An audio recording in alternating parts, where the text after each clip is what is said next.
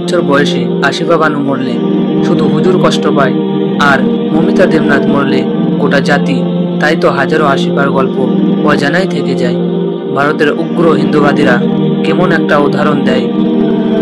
ভারতের নির্ণীত কাশ্মীরে 2018 সালের জানুয়ারি মাসে 8 বছর বয়সী পিচ্চি বোন আসিফা বানুকে মন্দিরে আটকে রেখে নির্মমভাবে ধর্ষণ ও খুন করা হয়েছিল। সত্যি সত্যি ঘটনাটা শুনলে হৃদয় কেঁপে ওঠে।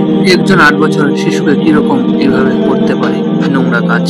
মন্দিরের পুরোহিত সজিরাম তার ছেলে, ভাগ্নে এবং পুলিশ অফিসার দীপক শিশুটাকে ধর্ষণ করে। পরিবর্তে জানা যায় 2জন পুলিশ অফিসার সহ 8 জন মেয়েটিকে 8 দিন ধরে ধর্ষণ। আহা, কিনাই কষ্ট হয়েছিল বোনটার। আসিফার দেহ রাসান গ্রামে একটি জঙ্গল থেকে উদ্ধার করা হয়েছিল।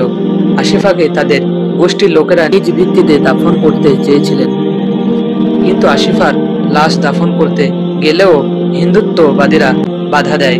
তারপর 40 কিলোমিটার দূরে কাঠুরা জেলায় একটি গ্রামে জঙ্গলে আসিফাকে কবর দেওয়া হয়। ইন্না লিল্লাহ।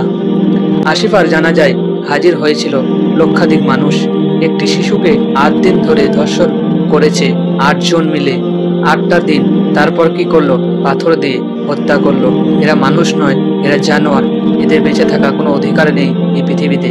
কারা করেছে? 1 মন্দিরের পুরোহিত, 2 পুরোহিতের নিজের ছেলে, 3 তার ভাগিনা, 4 2জন পুলিশ অফিসার, 5 আরো কয়েকজন মিলে। এই কেসটা বাংলাদেশে ভাইরাল হয়নি কারণ বোন আসিফা বানু মুসলিম ছিল, কোনো এডিট কেউ ছিল না। মমিতার বেলায় দাদার দেশ এত উত্তাল আর আসিফা ভারতের মুসলিম সংখ্যালঘু ছিল বলে কি সবকিছুই নীরব ছিল? এটা কোন ধরনের বিচার? আপনারাই মতামত জানান।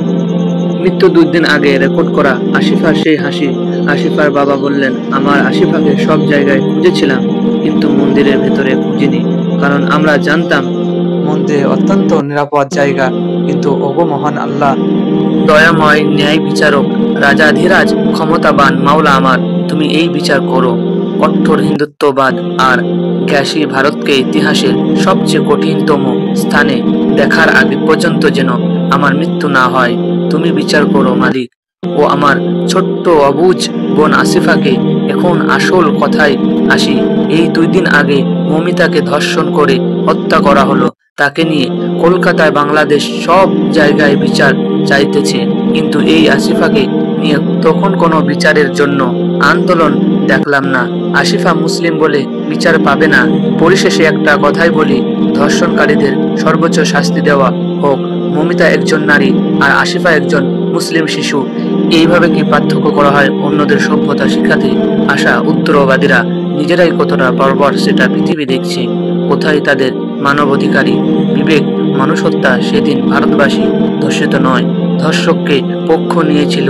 কতটা নিষ্ঠুর ওরা, ভাবা যায়? আসিফা, মমিতা